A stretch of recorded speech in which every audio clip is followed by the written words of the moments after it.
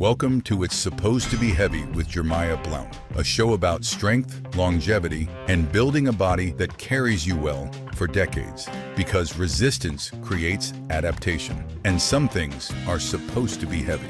Let's get to work. Hi, I'm Jermiah Blount, the creator of Heavyish Method. I'm a personal trainer out of Franklin, Tennessee. Today, I'm here with Thomas Scott, one of my clients that I've been training now for upwards of 7 months.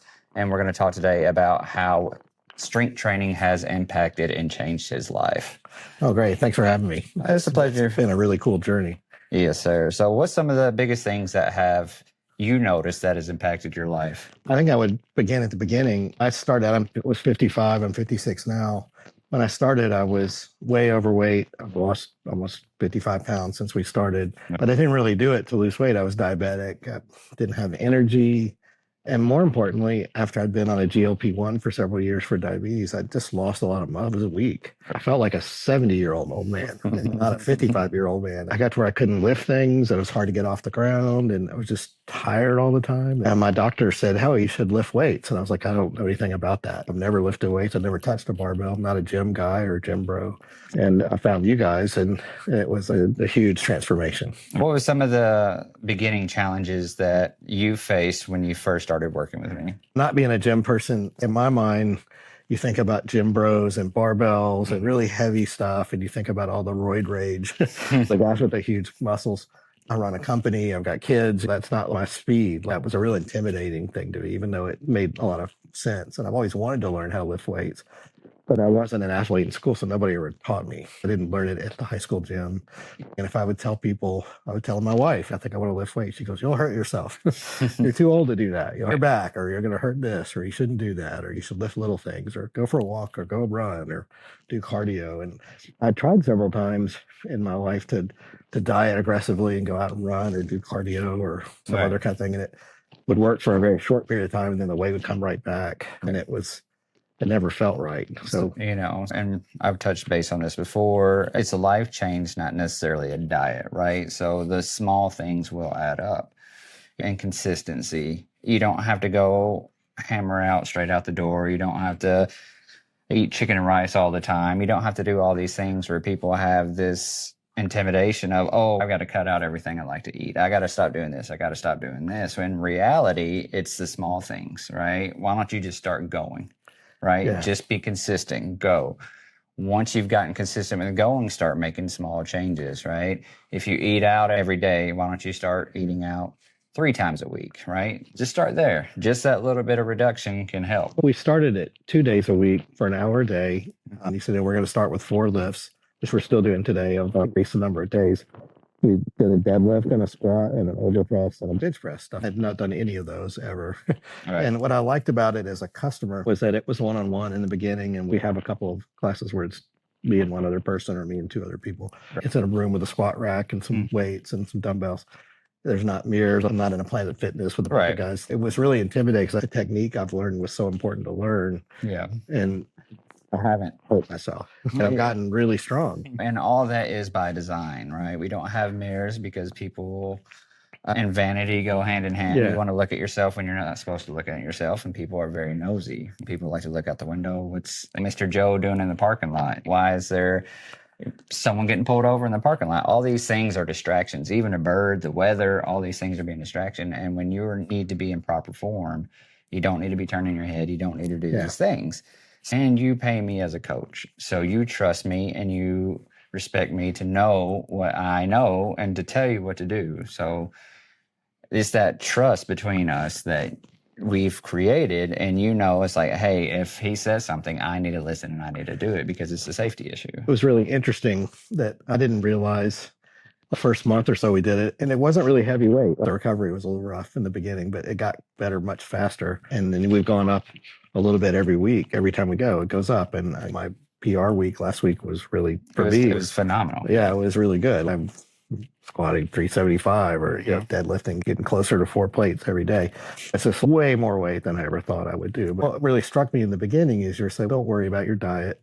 and don't worry about cardio. I was like, what, did I hear that right? The trainer said, don't worry about your diet. Don't worry about coming in and being consistent with lifting heavy weights. And Yes, sir. that was the whole thing that I think that caught me, was when lifting as heavy as you can, like not. No, we're not ego lifting. We're lifting as heavy as we can with proper technique. And it was interesting to me is we would do a set of 4 lifts, then we'd sit and talk for 3 or 4 minutes, then do another set of 4, and then sit and talk. I felt like it was cheating. No, I didn't really feel I was burning a lot of calories, but No. it wasn't my idea of working out with a trainer where they get on a treadmill and you're sweaty. It's like a CrossFit workout. It wasn't anything like that. It was way psychologically easier to do. It has its.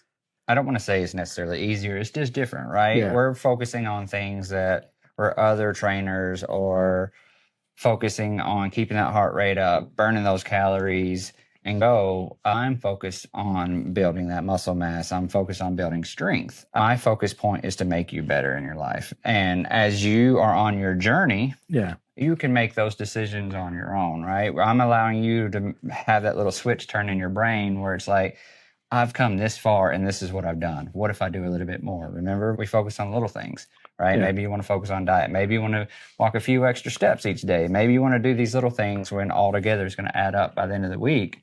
And now you made all these life changes that were such easy changes for you and not necessarily what a lot of coaches may say, hey, you need to do this, you need to do this, which everything has its own place. Yeah, you got me to start eating more protein, for instance, and really paying attention to just start there. Just eat a gram per body weight, whatever. It's a couple hundred grams of protein. I weigh about 240, 250. I mean, that was the easy way to have people do it. It's not exactly 1 gram per body weight, but if I went into it, you would be like, now I got to do all this calculation where I can just be like, all right, I need to do this. This is easy. Yeah. Let's use the term KISS. Keep it simple, stupid. Yeah. But it was like eating protein and getting in the habit of eating protein. Then like a few weeks later, I found myself just eating cleaner, just because I guess it's more satiating. You don't feel hungry. It's these lower calorie foods that you can have a little bit more of, and you're going to feel fuller, right? Yeah. And then also, as we lift heavy and we're spiking the metabolism, balancing out your sugar, things along those lines, you're not necessarily getting those sugar spikes like you normally would. And you're just sometimes just not as hungry. When I started, I was just full out diabetic, like an A1C in the 8s or 9s or somewhere really up there. And it's right at 5 now. It's not even pre-diabetic, like within 90 days of just doing it. In fact, the health benefits were so extreme to me on a personal level. It was like, I feel like I'm 30. I went 40 years backwards. I went from 70 to 30. It was a crazy thing. And I'm much stronger. I can do things. I can get off the ground. My balance is better. My posture is better. Oh, absolutely. It's just the benefits you get from lifting heavy, which hasn't been hard. There are days where if it's deadlift day, it's brutal, but it feels safe. My back doesn't hurt. I haven't hurt my legs. In fact, and it was interesting to learn about the things that, like, I find myself paying much more attention to the way I sleep and how much water I drink, whether or not I have electrolytes or whether like my stress level, like it's dramatically reduced my stress level. Excellent. When that's what we were just talking about, things being hurt. Do you feel like going to a personal trainer, doing something along this was the perfect route for you? Do you feel like if you tried something like that outside of a controlled environment, you would have been as successful as you are now? And I got the bug for working out. So I built like a crazy home gym that's beautiful. It's nice as the one we work out in. But I can tell you that the accountability for somebody my age who runs a business, who has family, who's busy all the time, like I need somebody to watch what I'm doing, pay attention to me, and I don't mind paying for the attention. The accountability part of it's really important. There's no way I would lift that heavy by myself that consistently. I do a few reps and I go, okay, that's really heavy. I'm just done. There's nobody to tell you, okay, you got 4 more reps today, or let's go up a little bit, or like that's too much. Take it off. But wait on, you're going to hurt yourself. At the same time, not ego lifting as well. I push you in the gym, but there's also those times where you feel like, I think I got a little bit more, but yet I'm there to keep you accountable and be like, do you really need a little bit more, or is this where we need to be? Because right now you're at perfect form. Yeah. You're lifting the weight, you're lifting heavy, you're taxing the system, but yet if you push it a little bit more, now we're starting to break form. And we do a PR week every 2 or 3 months or so. We'll come back and see where you let it go. It's as far as you can and keep your form good. And I think before I did the first one, I was like, I think I can lift more than that. I was feeling stronger than I actually was.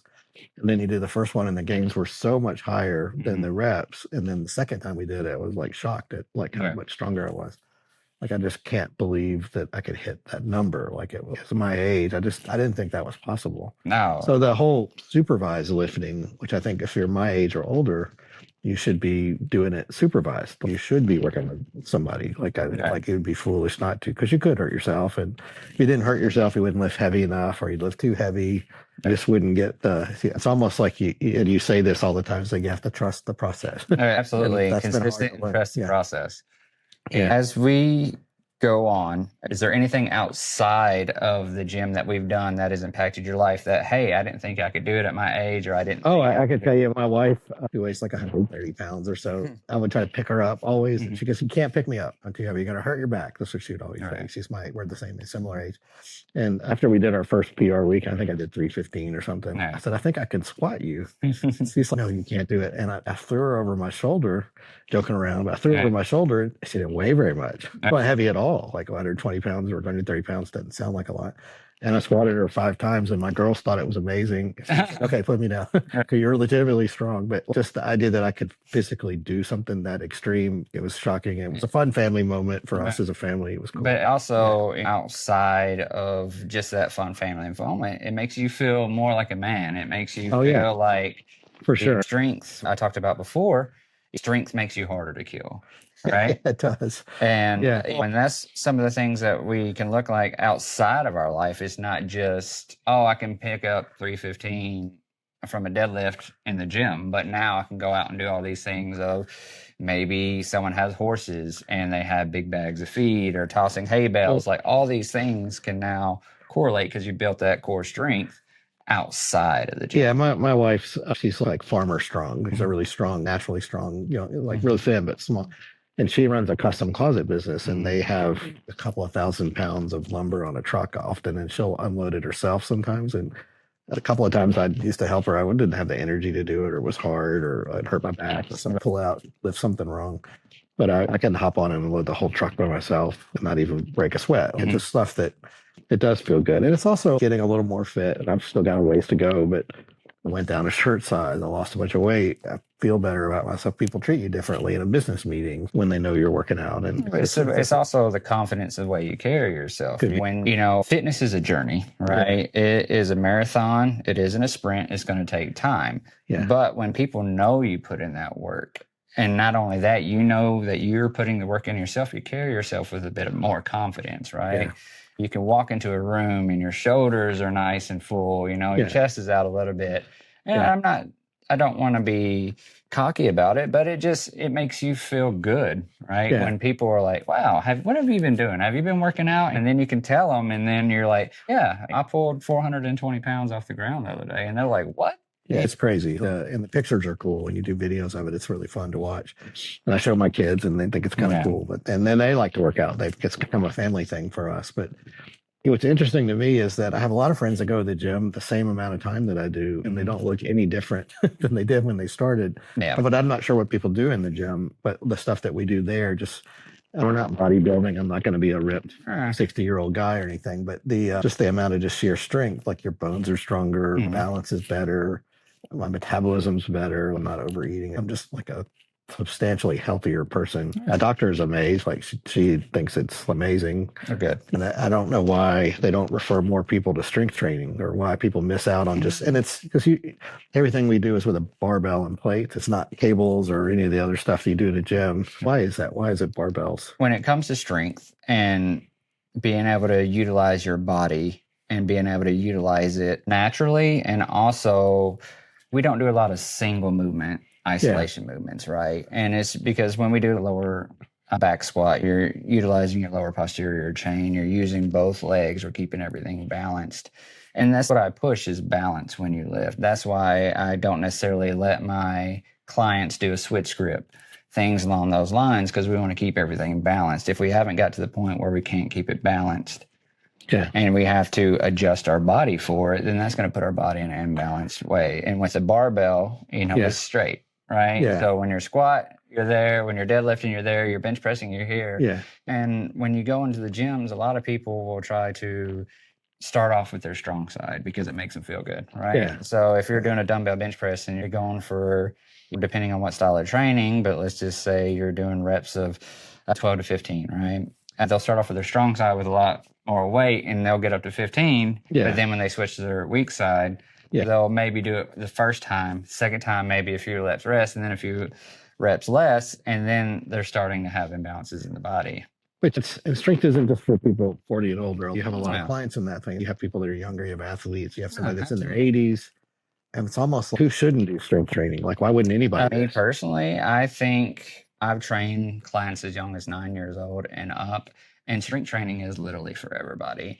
When you are creating that mindset about things, right? Because it's not just strength. When we push ourselves in the gym like that, and you build that confidence of lifting the heavier weight off the ground versus curling a lighter weight so many times, which everything has their place, but it builds that confidence in a person, right? As an athlete can get stronger.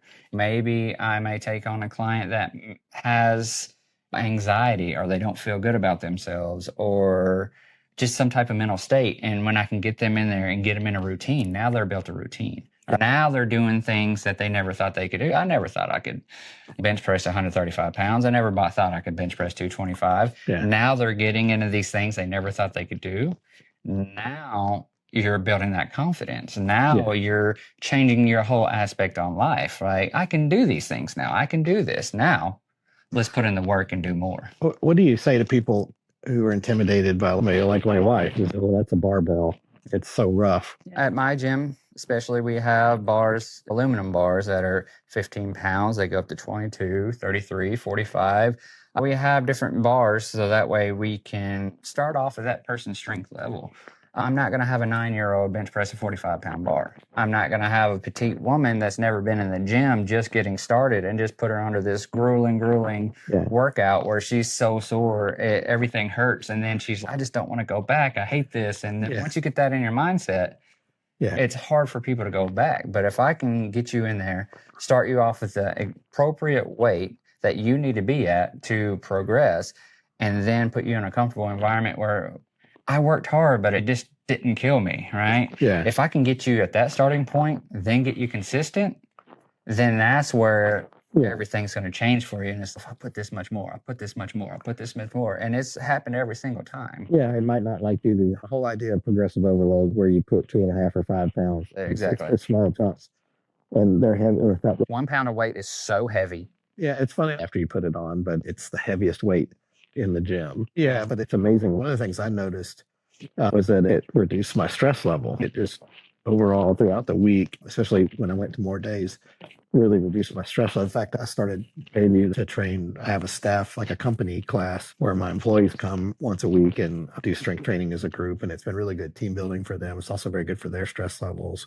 And they've all progressed. And they'll all say like, oh, it's 3 o'clock. I don't want to go. I'm busy. I got too much to do. And I'll make them go just for paying for it. And they text at the end of the time. They're like, oh, wow, like that was, I'm really glad I went. I can't believe I did this much weight. So we talk about it in the office. It's been a really fun, what a great write-off for a business owner to have if you have employees, for sure. It really is. And then it builds camaraderie between your employees, because they'll get in there and they'll cheer for each other, or they'll motivate each other. Or if you're a competitive person, just having that competitiveness with somebody else just changes the whole atmosphere of it.